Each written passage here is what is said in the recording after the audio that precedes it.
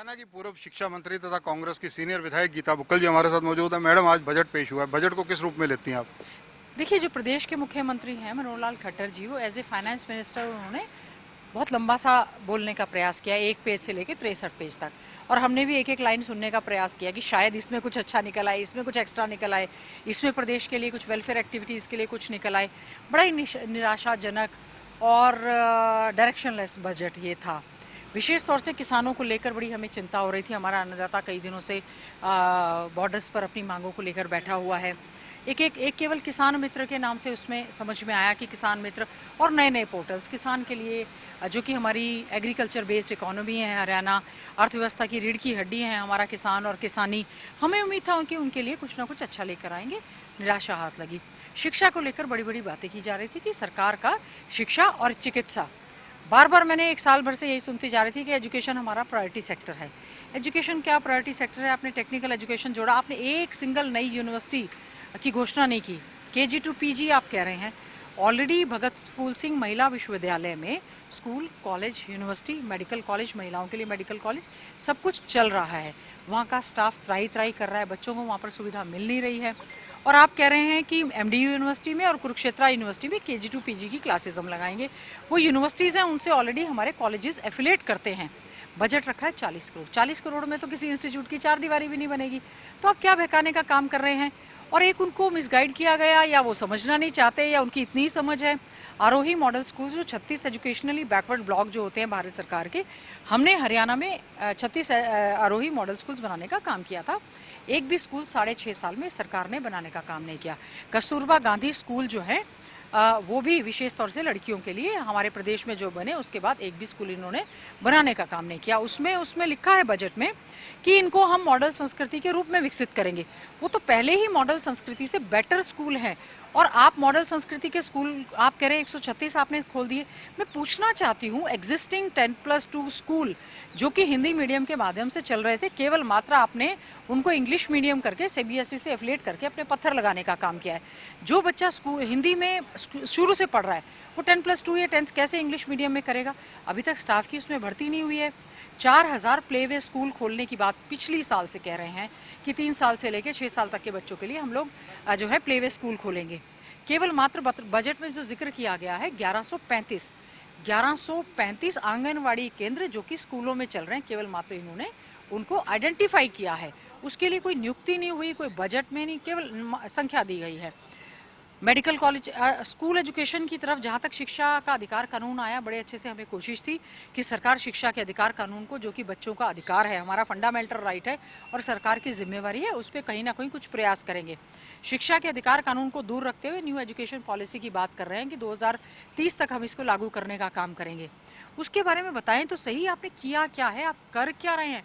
आप स्मार्टफोन देने की बच्चों को बात कर रहे थे। कोरोना में बच्चे, हमारा गरीब बच्चा, दलित का बच्चा, बीपीएल बच्चे, एससी बीसी या आम व्यक्ति जिनके पास फ़ोन नहीं था, वो तो शिक्षा के अधिकार से वंचित हो गए। आपने कहा था कि हम इस दौरान उनको टैबलेट देने का काम करेंगे, हम उनको स्मार्टफोन देने का काम करेंगे। आपने वो भी नहीं दिए। मैडम, जिस प्रकार से कोविड वापस लौट रहा है, ऐसी स्थिति में स्कूल कॉलेज, क्योंकि आप शिक्षा मंत्री भी रहे हैं, जिस प्रकार से सीएम साहब खुद बता रहे थे, करनाल में एक स्कूल में काफ़ी बच्चे मिले, 400 से ज़्यादा एक दिन में एवरेज निकल रही है। कोविड जैसे वापस लौट रहा है, कितने खतरे की घंटी मानते हैं आप? ये पूरा खतरे की बात है। आप स्कूल खोल रहे हैं, आप प्लेवे स्कूल खोल रहे हैं, यूनिवर्सिटीज़ अब तक बंद है।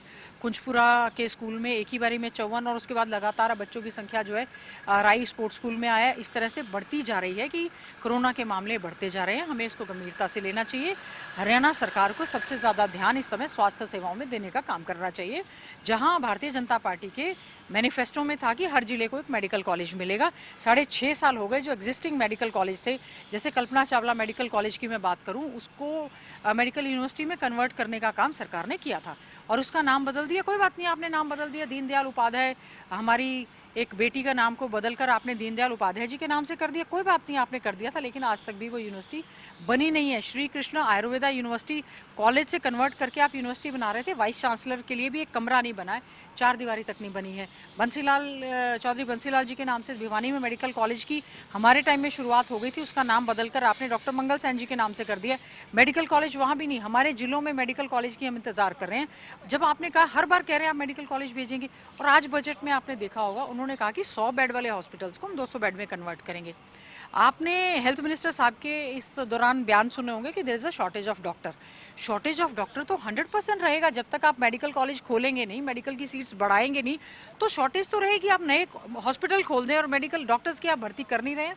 तो आज जो है 6 नर्सिंग कॉलेज खोलने की घोषणा हुई है कि और वायदा ये है कि हर जिले में। मैं लगातार 6 साल से अपने झज्जर जिले में नर्सिंग कॉलेज की मांग कर रही हूँ। तो कम से कम अगर आप मेडिकल कॉलेज नहीं खोल पा रहे हैं, नर्सिंग कॉलेज हर जिले में खोल दें, ताकि डॉक्टर्स की सपोर्ट के लिए पैरामेडिक्स का स्टाफ हमें हेल्प के लिए मिल जाए। आपने बात की कोरोना की, बहुत चिंता का विषय है। कई राज्यों में दोबारा से कर्फ्यू लग गया है, कई राज्यों में लॉकडाउन हो गया है और ये चिंता का विषय है, क्योंकि इस समय आंकड़े इसलिए कम थे क्योंकि जो टेस्टिंग की प्रणाली है वो बंद हो गई थी। अब दोबारा से अगर टेस्ट किए जाएंगे तो कोरोना जो है एक महामारी के रूप में दोबारा से आता जा रहा है, जो कि एक बहुत बड़ा चिंता का विषय है। मैम, किसानों के लिए क्या देखते हैं, क्योंकि किसानों का आंदोलन चल रहा है, दिल्ली के चारों तरफ किसान जमे हुए हैं, कि हरियाणा के बजट में क्या नजर आया आपको? देखिए, मैंने जैसे कहा कि हरियाणा का बजट एक तो किसान कल्याण विभाग है, उसमें किसानों के कल्याण के लिए हम ढूंढ रहे थे कि कहीं ना कहीं कोई बात होगी। भारतीय जनता पार्टी का और किसान का कोई मेल सा लगता नहीं है। जिस प्रकार से हमारा किसान अन्नदाता बहन बेटियों के साथ बॉर्डर्स पर अपनी मांगों को लेकर बैठा हुआ है, हमें उम्मीद थी कि कम से कम कह देंगे कि स्टेट में हम एमएसपी इंश्योर करेंगे, कम से कम ये कह देंगे कि हम और ज़्यादा हमारी एपीएमसी एक्ट के तहत जो मार्केट मंडियाँ हैं उनको हम और ज़्यादा स्ट्रेंथन करने का काम करेंगे। कहीं हमें उम्मीद थी कि जो हमने हमारे समय में किसान मॉडल स्कूल्स खोले थे उनको बनाने का काम करेंगे, इन्होंने उनको बंद कर दिया। किसानों के हित में ऐसा कोई फैसला लेता हुआ हमें नज़र नहीं आया, बड़ा दुख है। किसान मित्र कह रहे हैं लेकिन आप बर्ताव उनके साथ दुश्मनों जैसा कर रहे हैं। सबसे बड़ी बात मुझे दुख हो रहा है रोज़गार के लिए जो युवा हमारा इंतज़ार कर रहे थे। कोरोना की वजह से और आर्थिक मंदी के दौर से गुजरता हुआ हमारा ये प्रदेश और देश, बेरोजगार की मार झेलता हुआ हमारा ये युवा, इंडस्ट्रीज फैक्ट्रीज बंद हो चुकी हैं, आज उनको रोजगार मिल नहीं रहा है। बजट में केवल क्या आया? 100 दिन का सक्षम के तहत रोजगार। एक मजदूर से भी कम दिहाड़ी पढ़े लिखे युवा बेरोजगारों को ये सरकार दे रही है। देश के प्रधानमंत्री ने 2 करोड़ युवा रोजगार देने की बात कही थी 1 साल में, और 50,000 अब प्रदेश के मुख्यमंत्री कह रहे हैं, इन्होंने 1 लाख कहा था। 1 लाख देने की बजाय आपने जो युवा रोजगार देने के बजाय उनको हटाने का काम किया है।